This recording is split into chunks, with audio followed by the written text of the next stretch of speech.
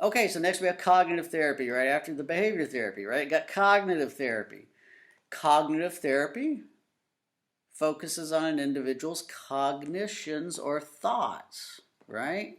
So the assumption in cognitive therapy is that it is the way the individual thinks that is leading to his or her emotional consequences and behaviors. All right? So cognitive therapy focuses on those maladaptive thought processes, those that people engage in, right? And we do this so quick that we're usually not aware that we've done it. Is kind of one of the points in cognitive therapy. So you usually have homework in cognitive therapy. You want to get a client thinking about what they told themselves and then challenging that, disputing it. And you'll see they have a very different emotional consequence after that. So I give some examples, in the book and the PowerPoint slides about someone losing a job. Well, okay, you lose a job, and then that leads one person to be depressed. It leads another person to not be depressed. Why? Cognitive therapy would argue that it's what the individual told himself about being fired or losing a job that made them depressed or not, right? So they give the example of an internal belief, right? Internal belief, or this is a thought you tell yourself. So you lose the job, you have an internal belief, I'm worthless, it's hopeless. Well, if that's what you told yourself about losing a job, then yeah, you're going to be more likely to be depressed, right? If, however, after you lose the job, you tell yourself, my boss was a jerk, yeah, I deserve a better job anyway, right? Different emotional consequence, right? You're not depressed. You might even be kind of excited, right? So it's the internal thoughts that you have, and so we go over these internal thoughts in cognitive therapy to try to get someone in the habit of challenging those thoughts that they tell themselves, right?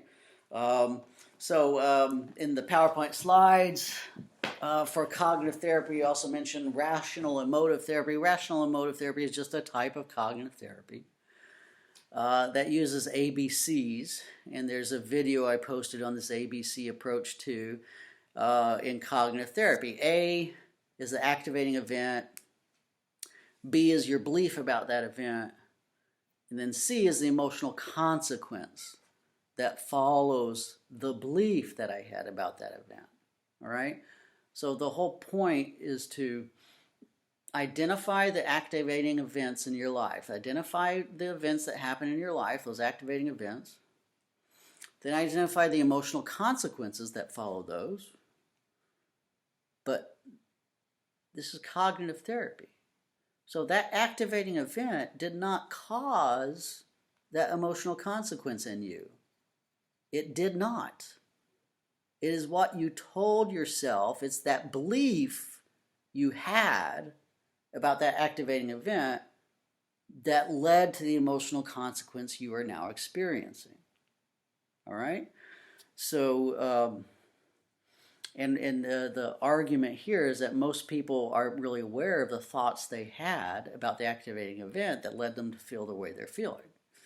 All right? But we're going to slow down, and we're going to try to identify these in cognitive therapy and identify a whole bunch of irrational thought processes or maladaptive thought processes that people engage in, right? There's a whole bunch of these things that have been identified and you talk about in therapy, and you try to identify in your own personal. So if you have, if you have, if you have anger management problems, so the emotional consequence, you're having all this anger in your life. Well, what are the activating events that lead to that anger, right? So, some guy cut me off on the highway. Some guy cut me off, I get pissed off. I get angry. Well, him cutting me off didn't make me angry. I made myself angry. It was the belief I had about him cutting me off that made me angry. And, this case would probably be a should or must statement. This is one of those maladaptive thought processes people have, right? Should and must statements. People shouldn't cut me off. He must not do that to me, right? And well, hold it. Okay, so you identify the belief that, so that's the belief that led to me getting angry and, driving the guy off the road or whatever. But no, no, no, hold it. Really? I mean, you're so special that no one should ever and no one could ever possibly have a valid reason for being in front of you on the highway, right? So you want to identify those beliefs, and then you want to dispute those beliefs, and you see you have a very different emotional consequence, right? It's not a competition to get on the highway. I don't have to, I don't have to be in front of that guy. People don't have to respect me.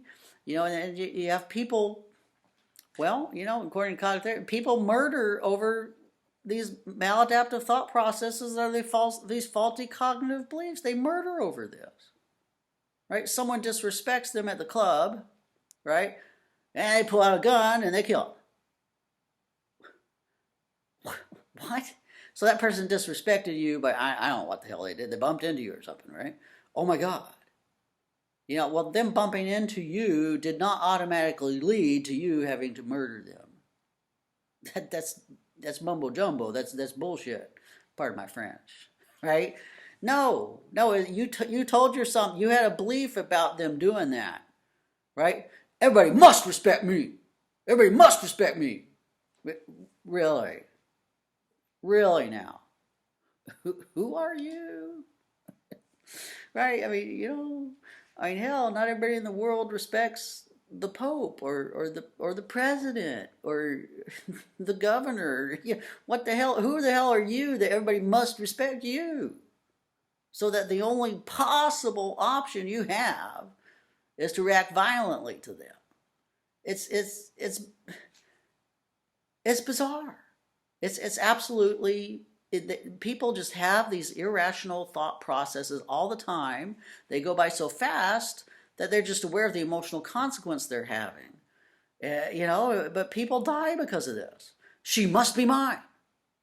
No one else can have her. What? What? Really? It's just so bizarre.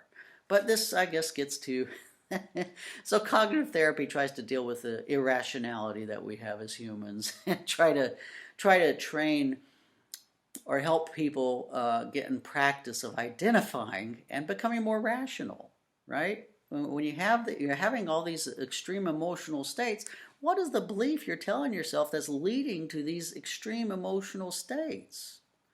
That's what cognitive therapy is concerned with. So I really like cognitive therapy too, and I'll catch myself. I'll start getting angry when I'm driving, and get real frustrated while I'm driving. But then I'll catch myself. How dare they cut me off? Yeah, I'm the most important. I'll start making a joke out of it, and I won't get angry anymore because it's a completely irrational thought. So cognitive therapy is kind of neat. But anyway, that's cognitive therapy.